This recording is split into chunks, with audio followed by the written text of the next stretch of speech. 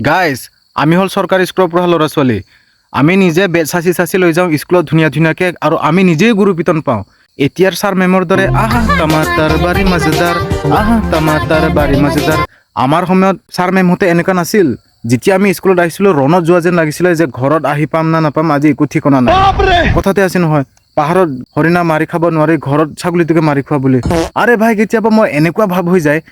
যে আমাৰ ছাৰ মেমহঁতে ঘৰৰ কাজিয়া কৰি আহি গোটেই খংখিনি স্কুলতে উজাৰিব আহে নেকি ঘৰ স্কুলত আহি যদি ক'ব আহে ঐ আজি অংকখন উলিয়া তই গম পাবি ভাই আজিতো গুৰু পিতন 100% পাবি হওক নহওক আজিতো গুৰু পিতন পাবিয়ে মা আকা চাকা লাকা স্কুলত যাওঁতে কি পঢ়িলোঁ কি নপঢ়িলোঁ একো মনত নাই কিন্তু মাৰ খোৱাটোতো 100% কেনেকা স্কুলত মাৰ খাইছে চবেই কিন্তু মনত থাকিবই ভাই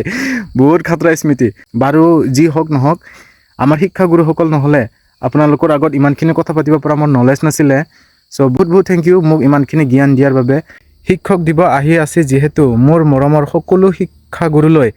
মোৰ অন্তৰৰ পৰা শিক্ষক দিৱসৰ বহুত শুভেচ্ছা যাচিলোঁ ধন্যবাদ।